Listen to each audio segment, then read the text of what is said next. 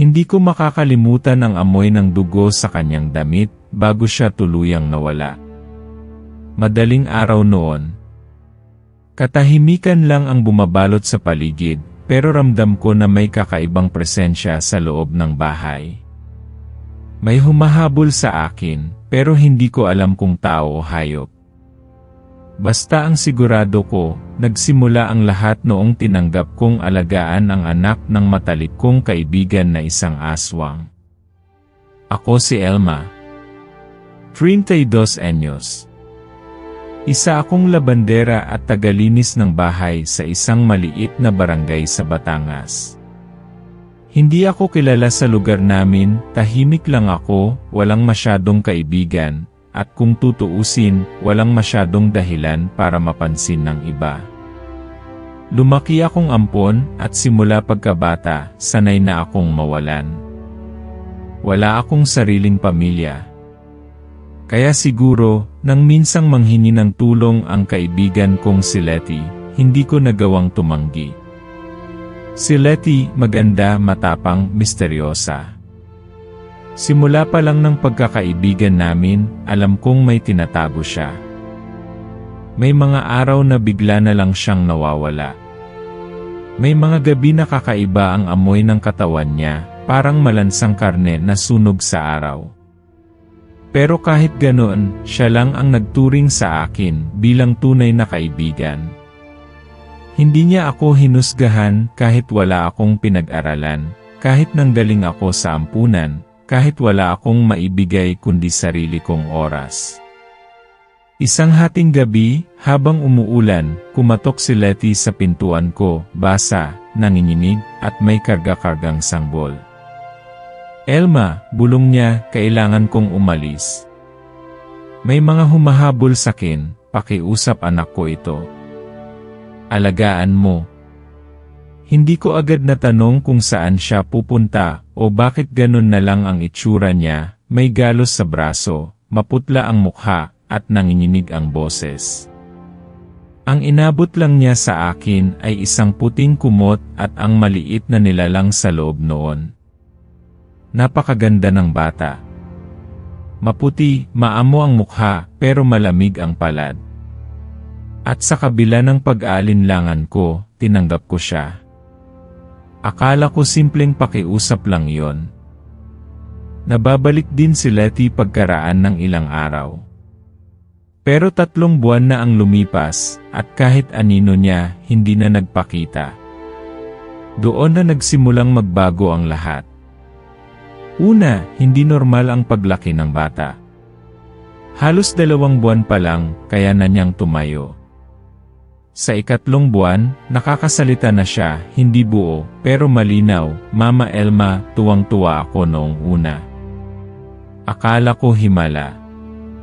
Pero nang mapansin kong gabi lang siya gising, at umiiwas sa araw doon na ako kinabahan. Isang gabi, nadatnan ko siyang nakadungaw sa bintana, walang damit, at humahalik ang pawis niya sa lamig ng salamin. Mama Elma, bulong niya, ang bango nila. Sino? Tanong ko. Yung mga batang naglalaro sa labas, mula noon, nagsimula akong makaramdam ng takot. Pero dahil sa pagmamahal ko sa bata, tinuring ko na siyang sariling anak, pinili kong manahimik. Tiniis ko ang takot, ang pagod, ang mga tanong na walang kasagutan. Hanggang sa isang gabi, habang natutulog ako, may narinig akong sutsot, hindi ito mula sa tao. Hindi rin hayop. Parang halinghing ng nilalang na nabubulok, humihingi ng pagkain. Nang tumayo ako, wala sa higaan ng bata. Nakaawang ang bintana. At may mga marka ng paa, maliit, basa, pero may kuko na parang sa pusa o ibon. Sumigaw ako, Marco. Bigla siyang lumitaw sa likod ko. Mama Elma, masarap sila. Hindi ako nakagalaw. Gusto kong tumakbo pero hindi ko magawa. Sa kabila ng lahat, anak ang turing ko sa kanya. At sa mga mata niya, nakita ko ang tila paghingi ng tulong.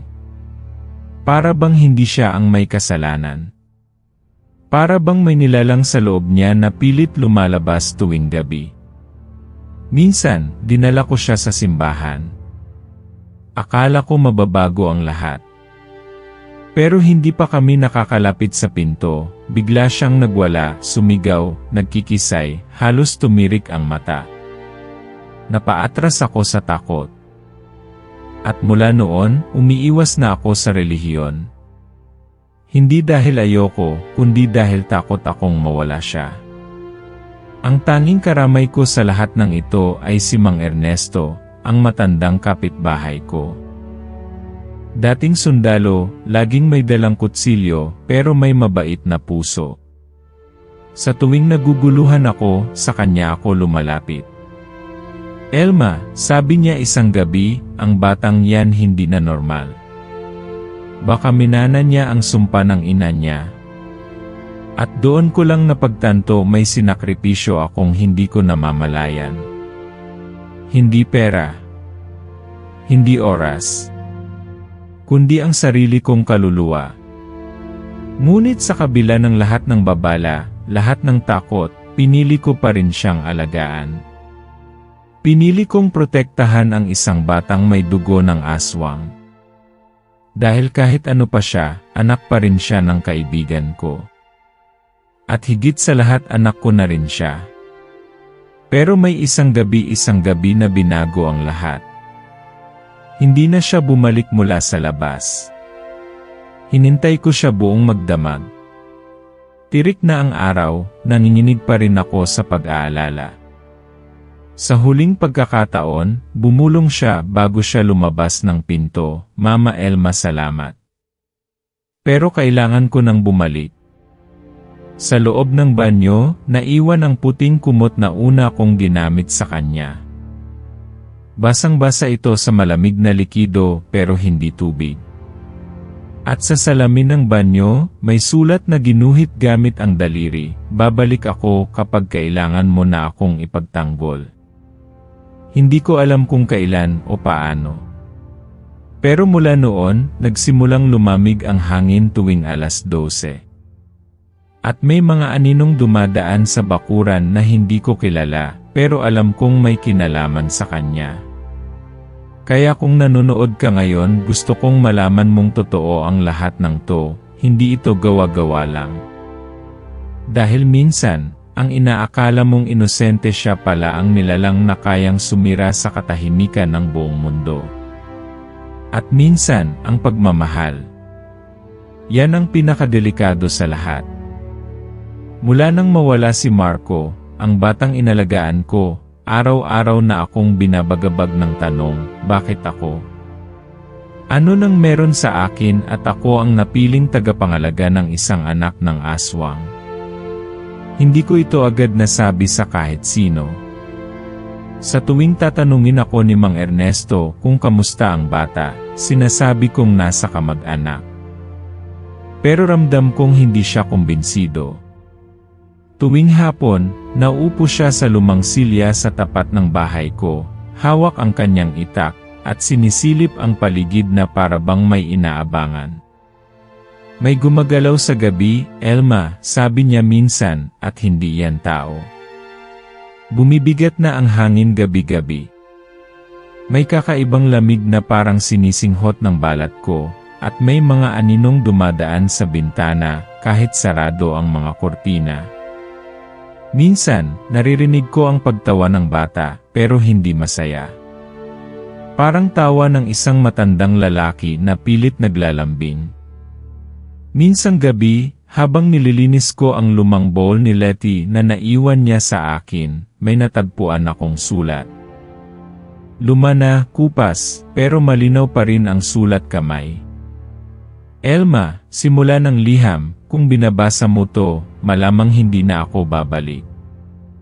Huwag mong hayaang kunin nila si Marco. Kahit may dugo akong itinatanggi, hindi ko hiningi ang sumpang ito. At baka ikaw na lang ang tanging makakalaban sa kanila. Kasama sa liham ang isang maliit na kahon na gawa sa matigas na kahoy. Sa loob nito, may mutya, isang mapusyaw na berdeng bato na tila may sariling liwanag, at isang shell, isang kabibe na tila kumikislap sa dilim. Mula noon, nagsimulang pumasok sa panaginip ko ang isang matandang babae. Puti ang buhok, nakasuot ng kulay abong saya, at may tila usok na lumalabas sa mga palad niya habang hinihipo ang noo ko. Ikaw ang huling bantay, bulong niya. Ang mutyang hawak mo, galing sa lahi mong matagal nang itinakwil ang liwanag. Hindi ko agad naintindihan. Pero unti-unti kong naalala ang ilang bahagi ng kabataan ko na matagal ko nang kinalimutan. Bata pa lang ako, may mga gabi nang bumubulong sa akin ang hangin. May mga panaginip ako noon tungkol sa mga nilalang sa ilalim ng lupa, mga matang pula na nakasilip sa dilim, at mga sigaw na naririnig lang kapag buwan ay bilog. Akala ko noon, bunga lang ng gutom at takot sa ampunan. Pero baka hindi pala. Isang hapon, bumisita ako sa isang lumang dampa sa dulo ng gubat, sa payo ni Mang Ernesto. Doon daw nakatira ang isang matandang albularyo na maaaring makatulong sa akin. Si Lolo Abeng, sabi niya. Hindi siya tao, pero hindi rin siya hayop. Matalino. Matanda sa lahat ng nakita mo. Nang dumating ako, nagulat akong nagsalita agad ang matanda, kahit hindi ko pa siya kinakausap. Elma, ang anak ng aswang ay hindi lang basta bata. Siya ay pintuan. Napaupo ako sa takot at pagtataka. Paano niya alam ang pangalan ko? Paano niya nalaman ang tungkol kay Marco? May lahi kang ginising ng batang yon, patuloy niya. Ang dugo ng bantay ng mutya. Ang nilalang na pumipigil sa pagsilang ng itim na buwan. Hindi ko maintindihan lahat ng sinabi niya, pero ramdam kong totoo. Pinakita niya sa akin ang isang lumang salamin, basag-basag at usok-usok ang gilid. Tumingin ka, utos niya.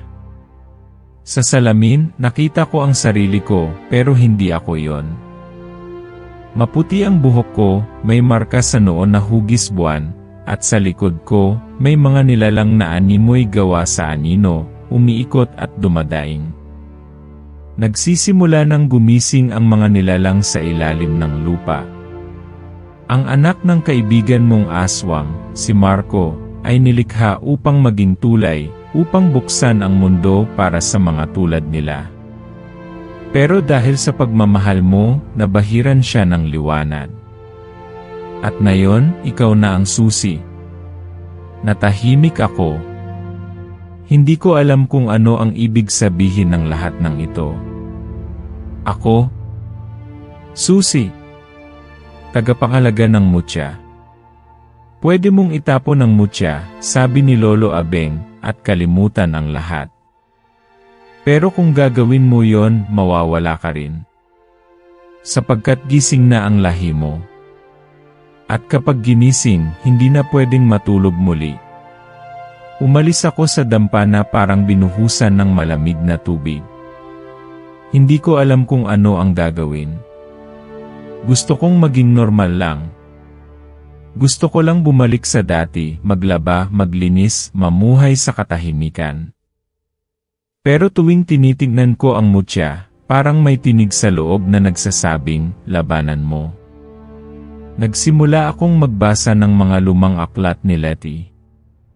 Mga sulat, mga kwento ng mga bantay, at mga sinaunang nilalang. Unti-unti kong nakilala ang mga diwata, engkanto, albularyo, syokoy, at mga nilalang sa paligid, mga hindi nakikita ng karaniwang mata pero totoo, nabubuhay at nagmamasid.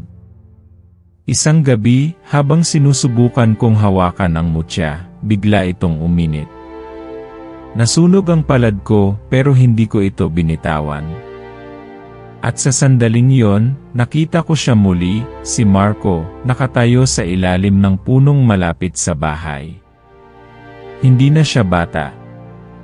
Tila tumanda siya ng 5 taon, at ang mga mata niya mapula. Mama Elma, anya, hindi pa huli ang lahat. Pero kailangan mong pumili. At biglang nagdilim ang paligid. Nanginginig ang hangin. At may boses mula sa likod ko na nagsabing, hindi mo siya kayang iligtas. Sapagkat sa loob mo rin may halimaw na natutulog. Dito palang nagsisimula ang totoong kwento. At kung akala mong ang aswang lang ang kalaban, maghintay ka hanggang malaman mong ang pinakadelikado ay ang nilalang sa loob ng sariling puso.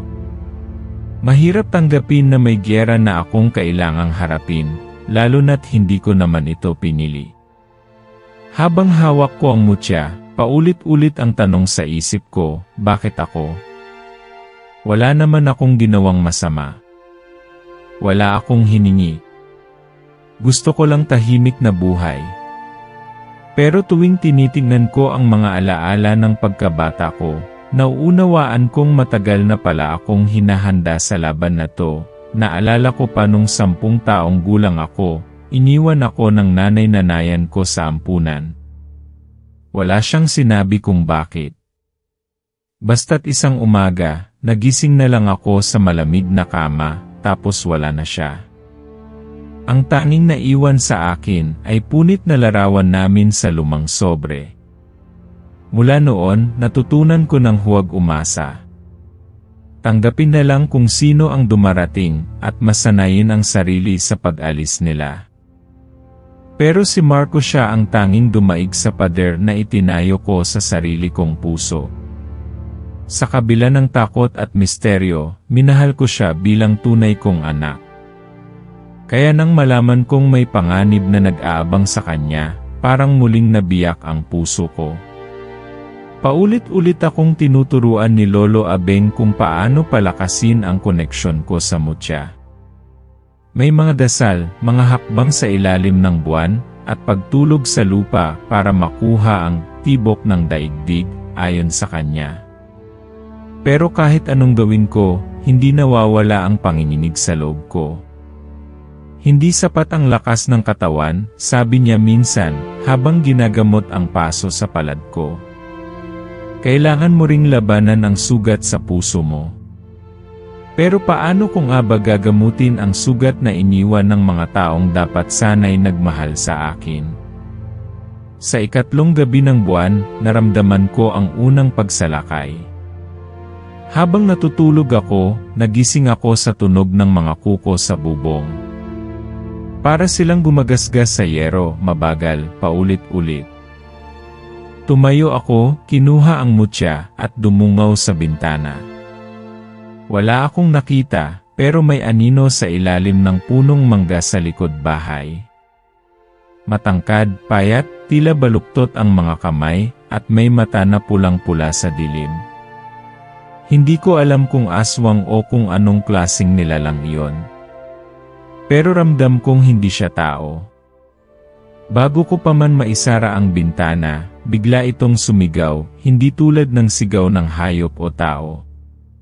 Para itong boses ng gutom, ng uhaw, ng matinding galit.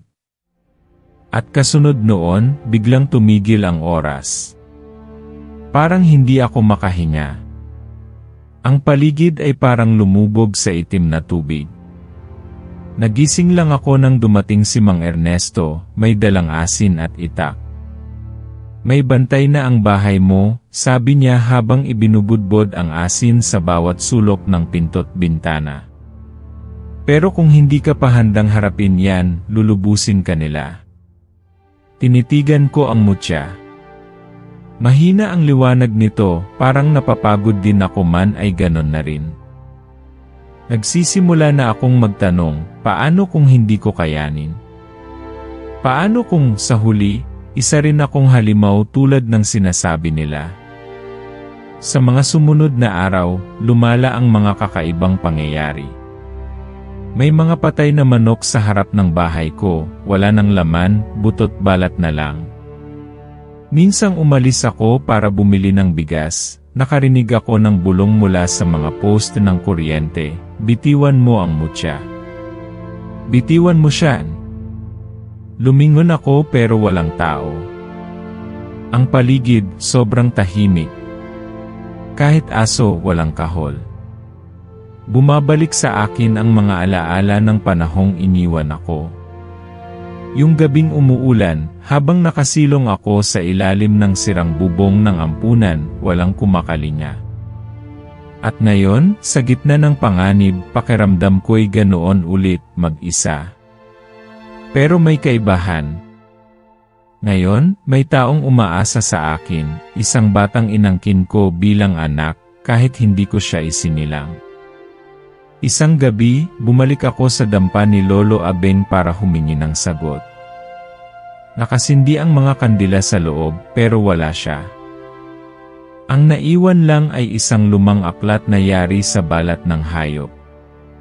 Sa loob nito, may iginuhit na larawan ng isang nilalang na kalahating tao, kalahating anino. Sa tabi nito'y may sulat, ang itim na buwan ay hindi lang nilalang. Isa siyang dating tao, isang batang iniwan, sinaktan, tinanggihan. Piniling magpadilim kaysa magmahal. Pag di mo siya kinilala, magiging ikaw siya. Napaupo ako sa lupa. Tila sinuntok ako ng katotohanan. Ang halimaw na kinatatakutan ko ay maaaring maging ako, kung pipiliin kong takasan ang lahat. Pag-uwi ko, nadatnan kong basag ang isang bintana. Ang mutya, wala na sa altar ko. At sa gitna ng sala, may sulat na nakasulat gamit ang dugo, kung mahal mo talaga siya, sundan mo siya sa dilim. Hindi ko alam kung si Marco ang nagsulat. Pero malinaw sa akin ang ibig sabihin. Hindi na ako pwedeng umatras. Hindi lang ito laban para kay Marco, laban na rin ito para sa sarili kong kaluluwa. Lumuhod ako sa harap ng altar. Hinawakan ko ang lumang kabibe na naiwan, at sa unang pagkakataon, hindi ko na tinanong kung bakit ako. Ang tinanong ko na lang ay, paano ko siya maililigtas, bago pa ako tuluyang lamunin ng dilim. At habang sinasagot ako ng malamig na hangin sa paligid, isang tinig ang bumulong sa tenga ko, hindi kay Lolo Abeng, hindi rin kay Marco kundi sa isang bahagi ng sarili kong matagal ko nang kinulong, ang tunay na lakas. Elma ay hindi sa liwanag o dilim, kundi sa pagpiling magmahal kahit ang puso mo ay durog na durog. At sa dilim ng gabing iyon, alam kong malapit na ang tunay na pagsubok, simula nang mawala ang mutya. Parang may butas sa loob ng bahay ko, hindi na ito ligtas, hindi na ito tahanan. Kahit anong linis at dasal ang gawin ko, nananatili ang bigat sa hangin. Ramdam ko ang bawat kaluskos, ang bawat lagitik ng sahig, parang may mga matang nakatanaw mula sa dilim. Si Mang Ernesto, kahit matanda na, hindi na rin mapalagay. May anino sa paligid mo, Elma, bulong niya habang naglalagay ng itim na asin sa paligid ng bahay. Hindi ito basta aswang. Mas matanda, mas gutom, mas matindi ang galit. Hindi ko na siya tinanong. Hindi ko na kailangan ng kumpirmasyon. Ramdam ko sa kaluluwa ko, may dumarating. Isang gabi, habang tahimik akong naglalabas sa likod bahay, bigla kong nakita ang pusa naming si Lupe, nakatitig sa kawalan. Nakatayo ang balahibo niya, at naglalaway siya habang mabagal na umuungol.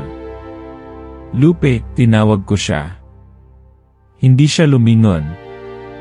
At nang sundan ko ang tingin niya, nakita ko ito. Sa pagitan ng mga puno, may nakatayo. Hindi ko makita ang itsura, pero alam kong may tao roon, o kung ano man.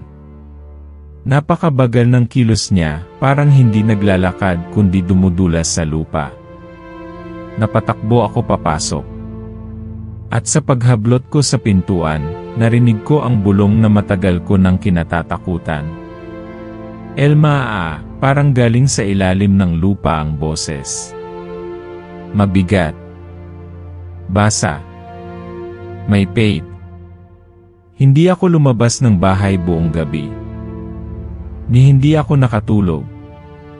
Tinabunan ko ng kumot ang sarili ko, Hawak ang kabibe ni Letty, at isang lumang kutsilyong iniwan ni Mang Ernesto. Pilit kong iniisip si Marco.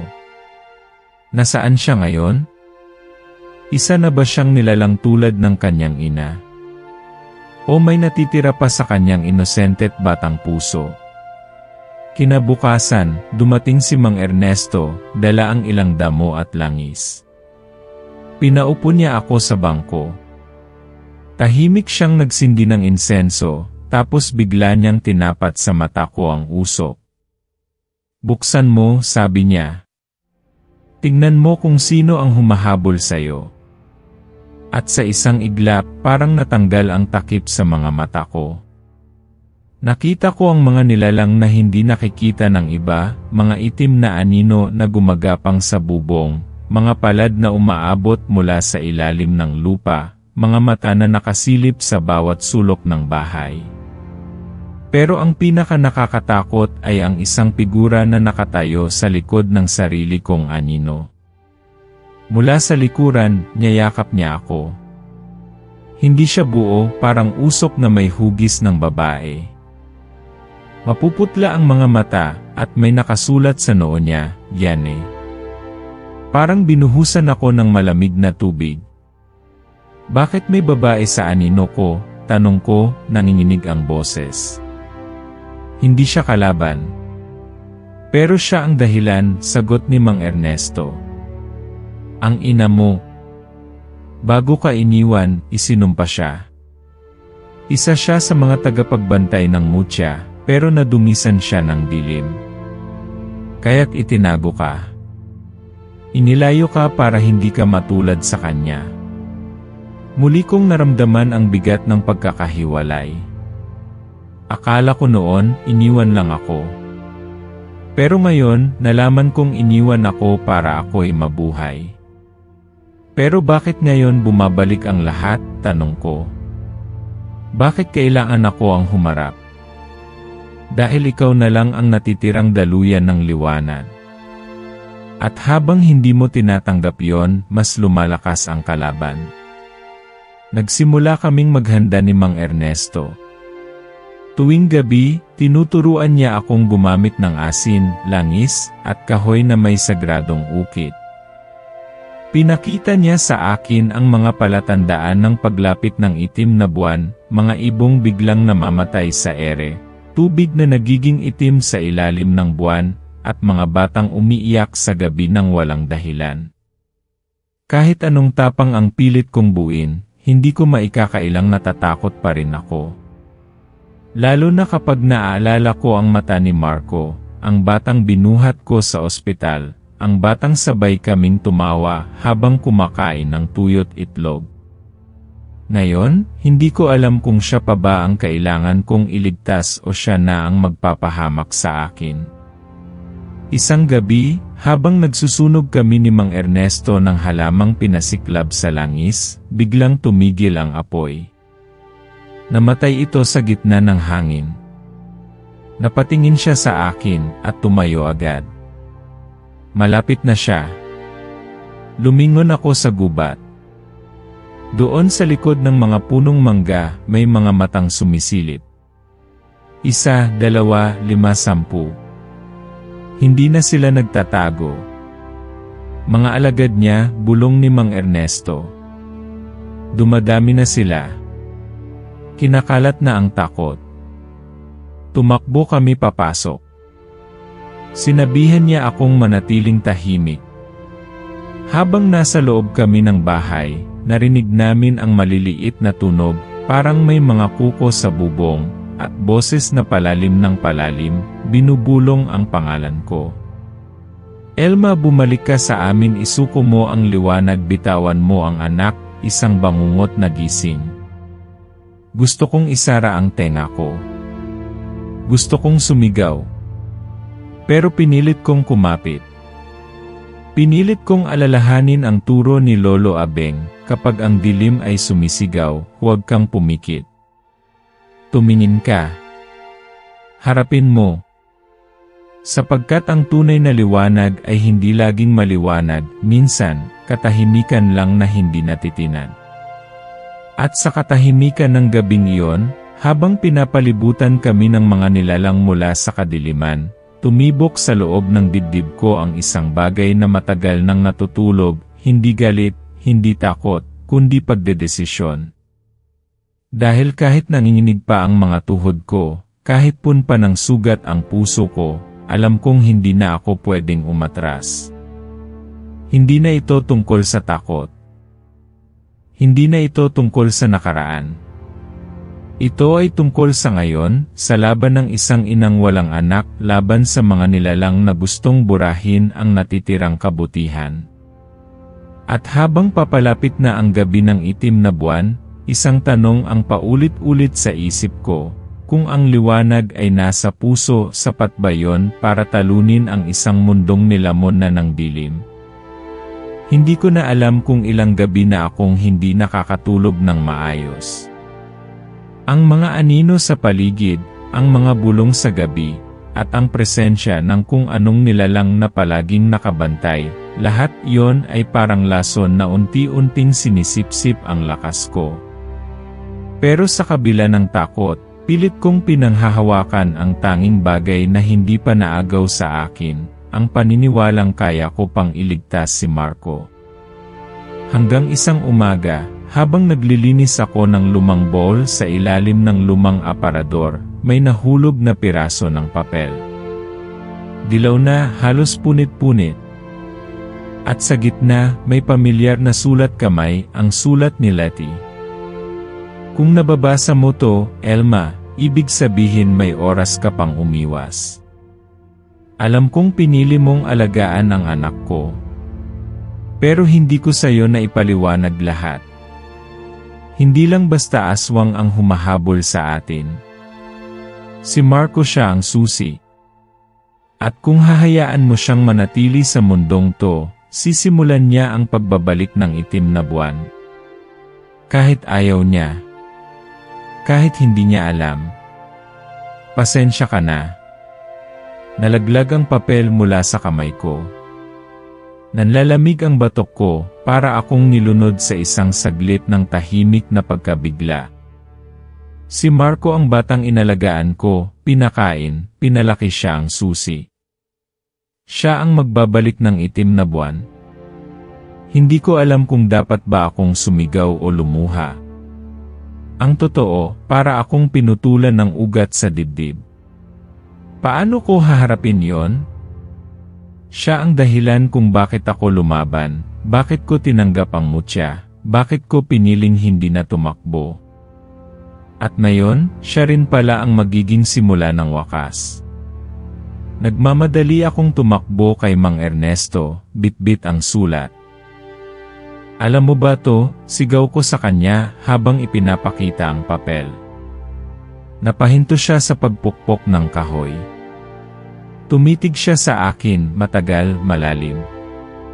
Matagal ko nang alam, bulong niya. Pero inaasahan kong hindi mo na malalaman. O baka sakaling magbago ang kapalaran. Bakit mo ko hindi sinabihan? Halos sumabog ang dibdib ko sa galit.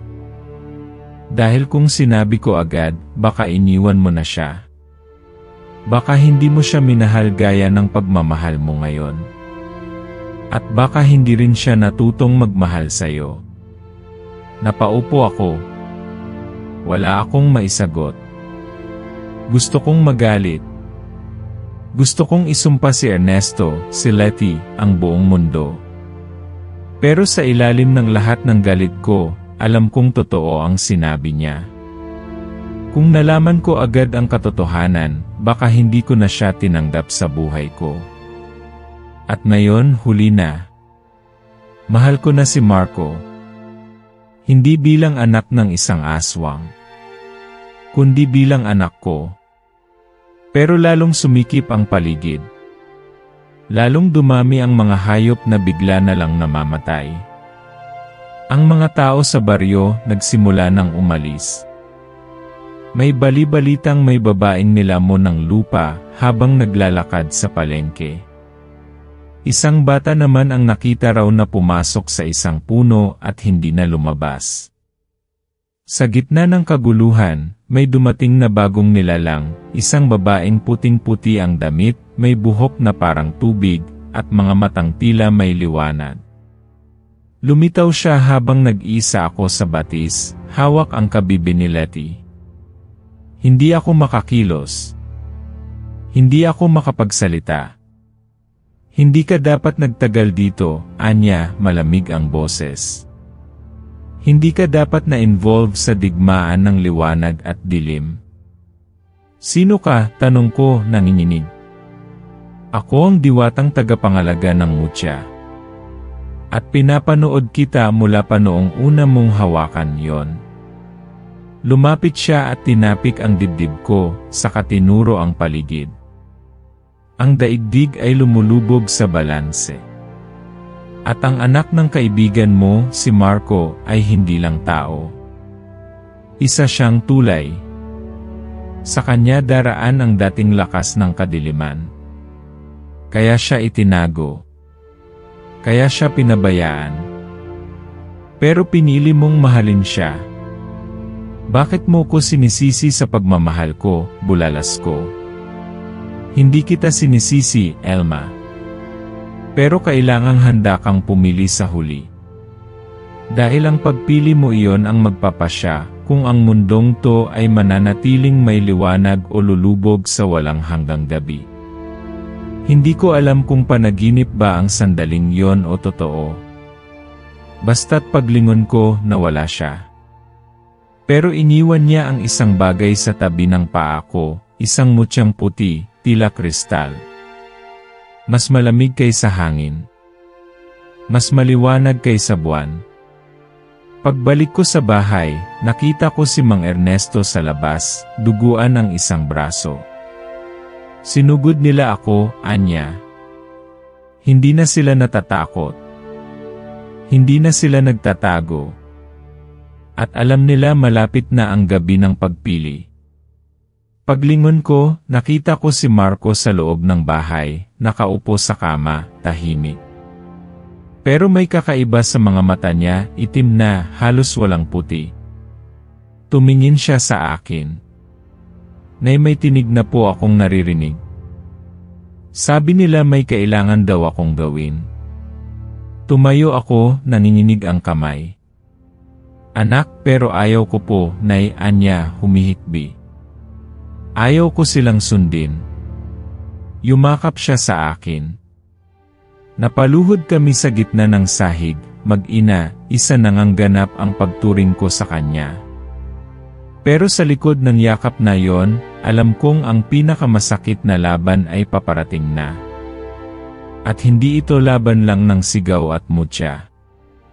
Laban ito ng puso, kung ano ang handa kong isuko para sa mundo. At kung ano ang handa kong itaya para sa anak kong hindi ko isinilang pero minahal ko ng higit pa sa sarili ko.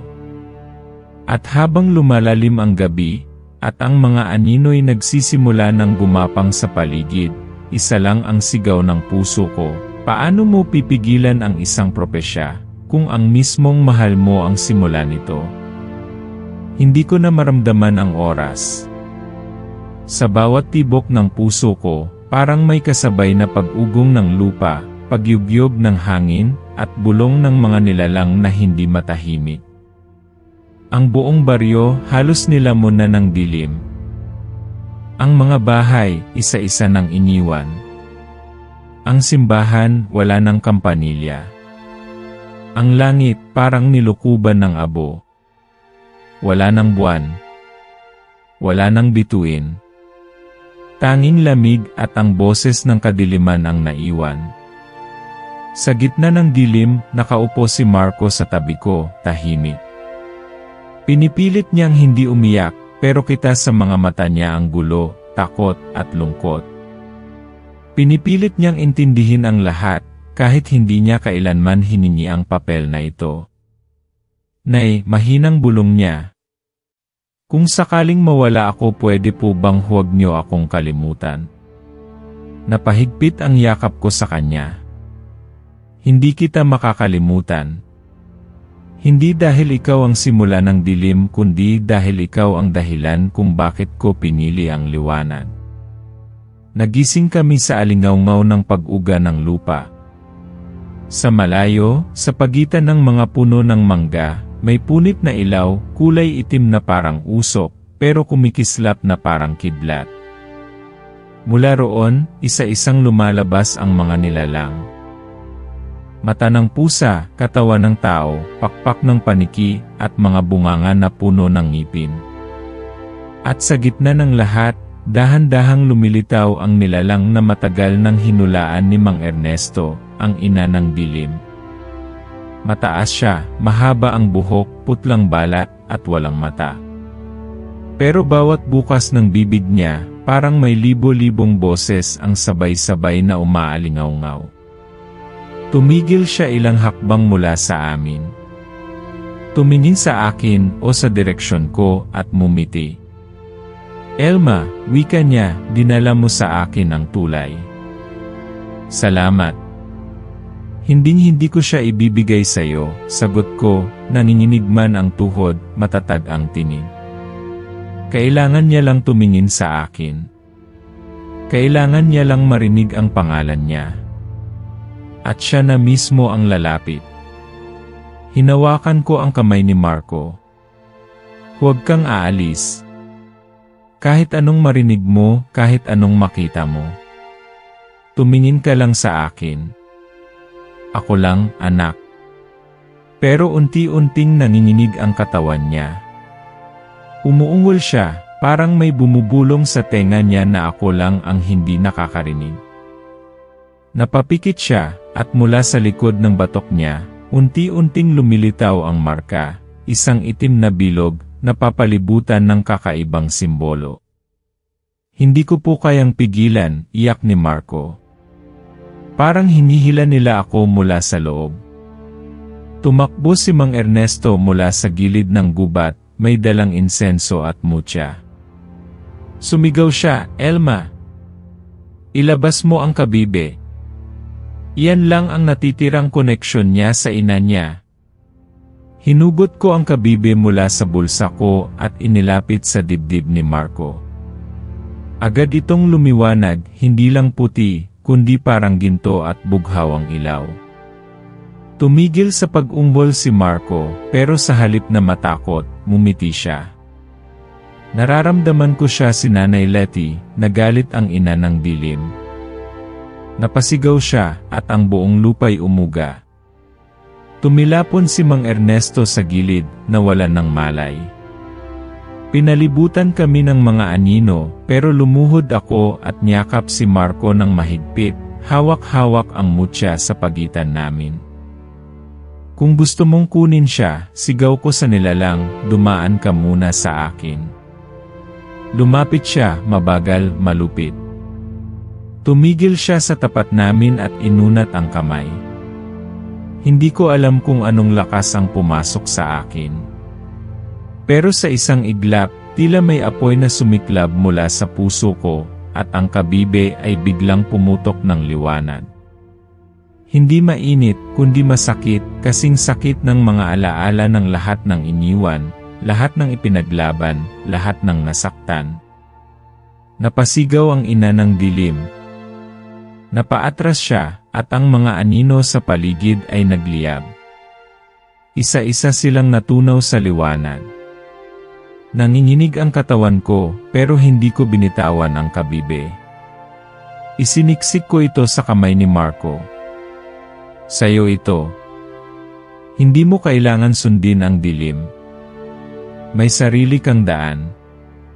At sa muling pagliwanag ng mutya, sa loob ng ilang segundo, nakita ko siya, si Letty. Nakatayo sa likod ni Marco, nakangiti, umiiyak. Salamat, Elma, wika niya. Sa lahat. At sa pagyakap niya sa anak niya, biglang nagliwanag ang buong paligid. Napasigaw ang ina ng dilim, at sa huling pagkakataon, nakita ko siyang nagkakalamat, tila yelo na dinudurog ng liwanag.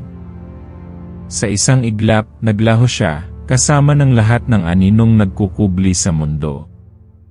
Nang matapos ang lahat, dumilim ulit ang paligid. Pero ito'y ibang dilim, tahimik, hindi mapanganib. Si Marco nakayuko, pagod na pagod. Niyakap ko siya.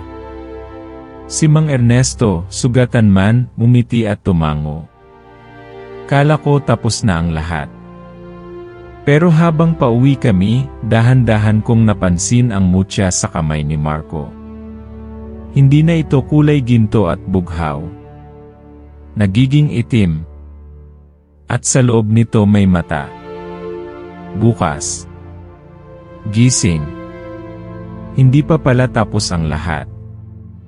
Nang makabalik kami sa bahay, tahimik ang paligid. Wala na ang bulong ng hangin, wala na ang mga aninong gumagapang sa dilim. Para bang, sa unang pagkakataon mula nang dumating si Marco sa buhay ko, nagkaroon ng kapayapaan. Pero hindi ko kayang lubusang huminga ng maluwag. Habang pinapalitan ko ang damit ni Marco na basang-basa ng pawis at luha, napansin kong hindi na siya nanginginig.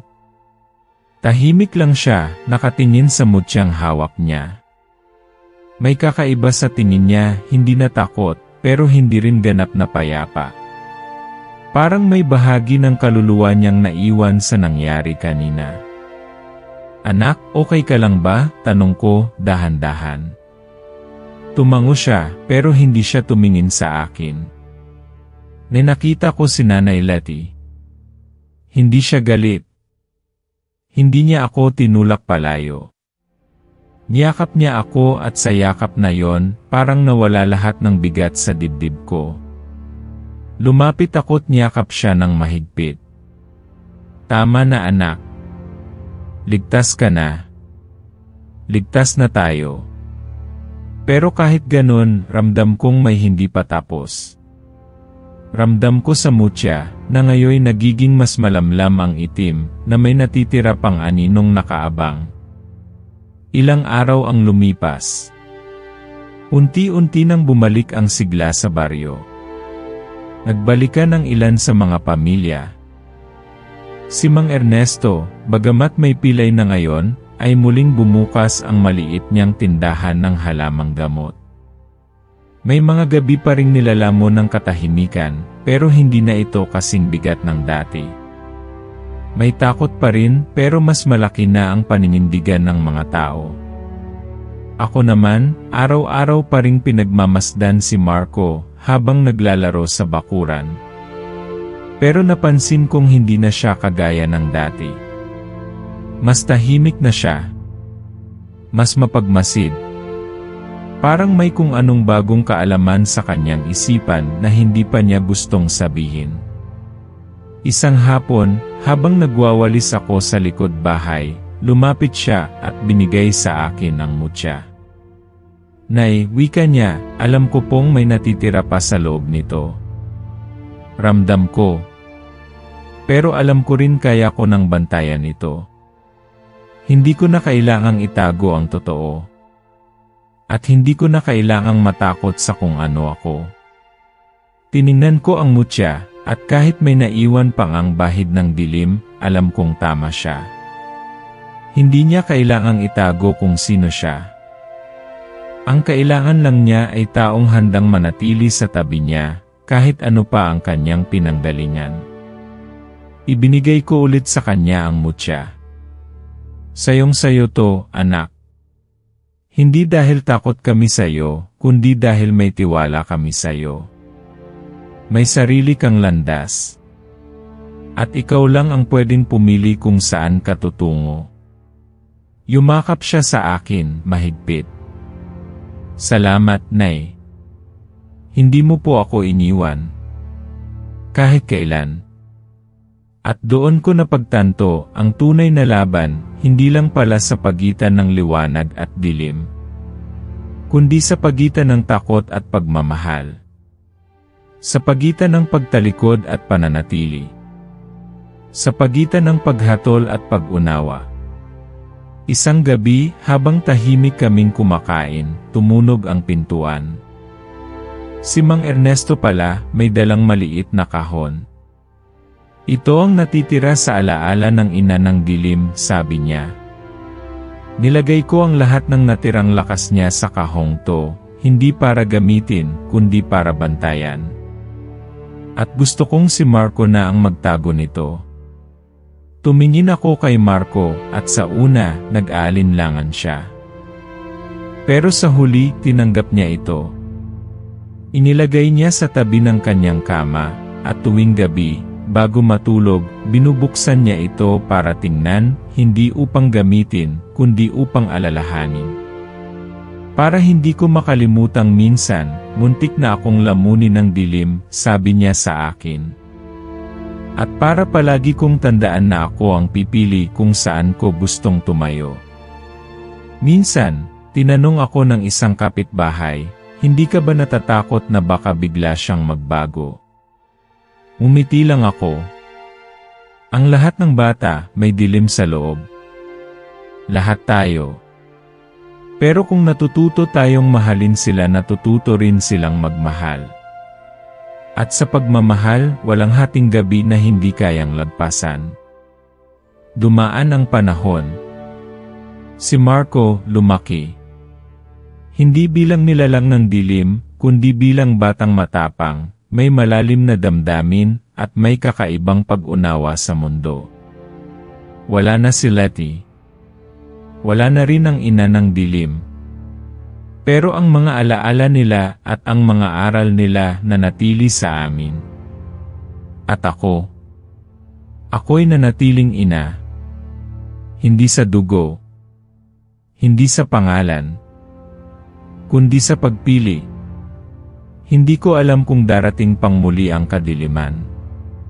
Pero kung dumating man, alam kong may isang batang lalaki na minsang piniling maging liwanag sa sarili niyang gabi. At sa wakas, natutunan ko, minsan, ang pinakamadilim na anak ay siya ring magiging tanglaw ng mga pusong natutong magmahal kahit walang kasiguruhan.